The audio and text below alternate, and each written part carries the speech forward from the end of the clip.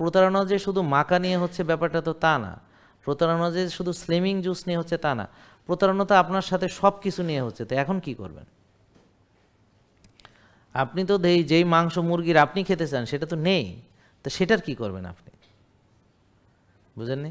তারপর এই যে ওষুধ দীর্ঘমেয়াদী খেয়ে আপনার ক্ষতি হচ্ছে, সেটার কি করবেন আপনি? তা আপনি কয়টার বিরুদ্ধে লাগবেন বলেন?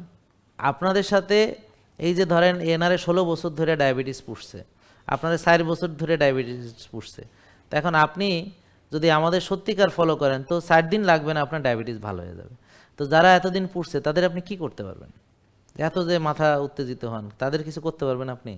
তো তাহলে তাহলে ওই প্রতারকের বিরুদ্ধে উত্তেজিত হয়ে গেলেন। আরও যে কত কত প্রতারক আছে, হ্যাঁ ভদ্র প্রতারক, হ্যাঁ তাদের কি করবেন? লাইসেন্সধারী প্রতারক, তাদের কি করবেন?